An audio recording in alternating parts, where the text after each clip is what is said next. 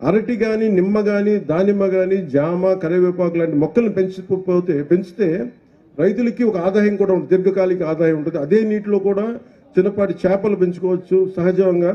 అలాగే బాతుల పెంపకానికి, ఈ బాతుల పెంపకం వల్ల ఏం జరుగుతుంది, నీరు ఎప్పుడు పరిశుభ్రంగా ఉంటుంది. ఇప్పుడు దోమలు ఉండటానికి అంటే క్రిమి కీటకాలు పెరగవు. అందువల్ల బాతుల పెంపకం ఒకటి సహాయపడుతుంది. వ్యవసాయానికి ఇది మరింత ఉపయోగపరంగా ఉంటుంది. ఈ నీటి నాణ్యత మెరుగుపరచడంతో పాటు నీటి వనరుల నిర్వహణ కూడా సమర్థవంతంగా మార్చి వ్యవసాయ అభివృద్ధికి దోహదపడుతుంది. అలాగే దీంతో పాటు మేము 3 రకాల మీకు కలెక్టర్ గారు కానీ, డిస్ట్రిక్ట్ అడ్మినిస్ట్రేషన్ కానీ ప్రతి రైతాంగానికి ఇస్తారు. ఈ సమగ్ర వ్యవస్థలో ఫామ్ పాండ్స్ చుట్టూ 3 రకాలు తయారు చేశాం. దీన్ని మీ కలెక్టర్ గారు తెలియజేస్తారు. ఇది మీకు డీటెయిల్ చెప్పి మీకు నాకు ఇంకొక సందర్భం అందరూ చెప్తాం. ఈ ఫామ్ పాండ్ చుట్టూ ఒకటి చిన్నపాటి కోళ్ల పెంపకం కావచ్చు, ఆవుల కోసం గోకులాలు కావచ్చు. మనం దాదాపు 18,500 గోకులాలని మనం ప్రారంభించాం, చేసేసాం. అలాగే షెడ్లను ఏర్పాటు చేయడం ద్వారా రైతులకు ఆదాయాన్ని పెంచే విధంగా ఈ మోడల్ రూపుదిద్దుకుంది.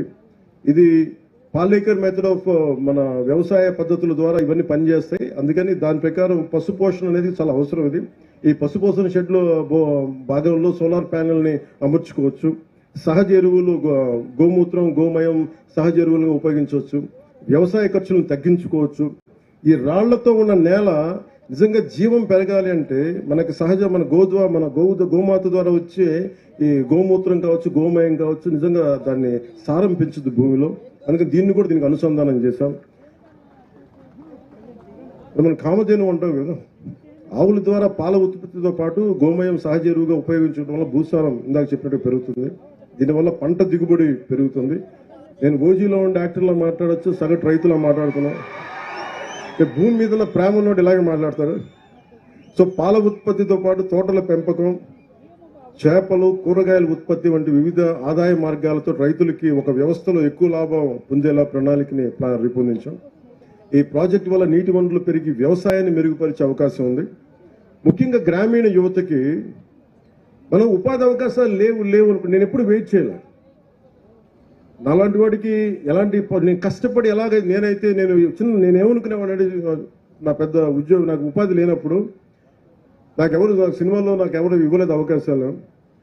నేను మా ఇంట్లో చెప్పా, మీరు నాకు ఇస్తే నాకు చెప్పండి, నాకు చేయకపోతే నన్ను వదిలేసే. నేను వెళ్ళి ఏ ఉద్యాన శాఖలు చిన్నపాటి ఒక ఉద్యానాన్ని పనిచేస్తాను, ఒక నర్సరీలో పనిచేస్తాను, కాయ కష్టం మీద పనిచేస్తాను. ఆ మైండ్ ఆ మానసికంగా సంసిద్ధత ఉన్నవాడిని. అండ్ ఎందుకంటే మీరు పని చెయ్యాలి అని కోరికున్నవాడికి, నిజంగా బద్ధకం అనేది లేని వాడికి మనకి లక్ష్మీదేవే ఉంటుంది తప్ప పక్కన, నిజంగా పని చేయలేదు అనుకున్నవాడికి కష్టాలు ఉంటాయి తప్ప పని చేద్దాం అనుకున్నవాడికి ఎప్పుడు కూడా ఏది ఎదురు కాదు. సో నేను మిమ్మల్ని ఒక విషయం గురించి ప్రత్యేకంగా ఆలోచించమంటా ఉన్నాను. రైతన్న కష్టపడతాడు, సమర్థవంతంగా పనిచేస్తాడు, కానీ సరైన వనరులు లేకపోతే, లేదా ఉన్న వనరులు సరిగ్గా ఉపయోగించుకోలేకపోతే అతని కష్టం వృధా అవుతుంది.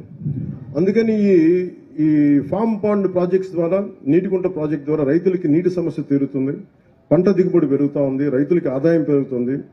గ్రామాల్లో అభివృద్ధి అంటే కేవలం రోడ్లు, భవనాలు కట్టడమే కాదు, ఇది యువతకు కూడా ఉపాధి లభించాలి, రైతన్నలకి అభివృద్ధి సాధించాలి, ఆర్థిక వ్యవస్థ బలపడాలి అని ఈ పథకం ద్వారా రాష్ట్రంలోని గ్రామాలు స్వయం సమృద్ధిగా మారుతాయి, రైతుల జీవితాల్లో కొత్త వెలుగులు రావాలి. ఇదే నారా చంద్రబాబు గారి నాయకత్వంలో, ముఖ్యమంత్రి గారి నాయకత్వంలో ఈ రాష్ట్రం కోరుకుంటుంది. రైతుల జీవితాలు కొత్త వెలుగులు రావాలి. ఇది మా ఆశయం, ఇది టీడీపీ ఆశయం, భారతీయ జనతా పార్టీ ఆశయం, జనసేన ఆశయం. నీరు నిల్వ భవిష్యత్తుకు బంగారు బాటన సంకల్పంతో రైతుల అభివృద్ధి కోసం ప్రభుత్వం కృషి చేస్తుంది. మనందరం కలిసికట్టుగా ముందుకు తీసుకెళ్లి ఈ గొప్ప సంకల్పాన్ని విజయవంతం చేద్దాం. ఒక్క నిమిషం, మీ మాటలన్నీ వినిపిస్తాయి చెప్తాను. సో రైతులకి జైలు తెలుపుకుంటూ జై ఆంధ్ర. కానీ జై హింద్ చెప్పబోయే ముందు మీ అందరి గురించి మాట్లాడాలి కాబట్టి అవి మాట్లాడతాను.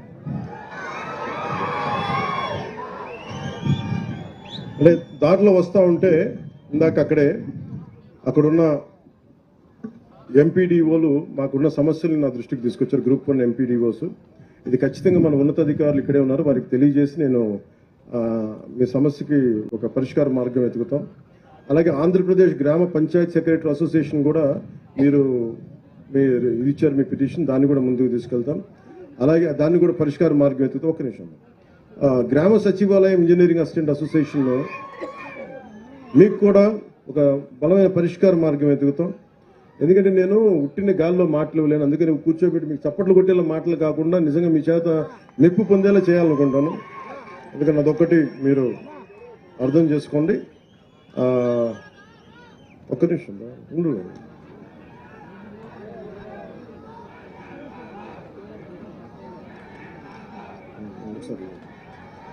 మీరు నా పేరు కంటే కూడా మీరు ఏ వెంకటేశ్వర స్వామి పేరు తెలుసుకుంటే ఎంత పుణ్యం వస్తుంటుంది మీకు.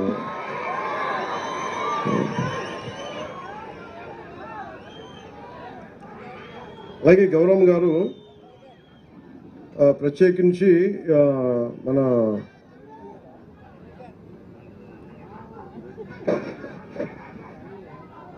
పాణ్యం నియోజకవర్గానికి సంబంధించి చాలా ఒక 2-3 అంశాలు, కొన్ని అంశాలు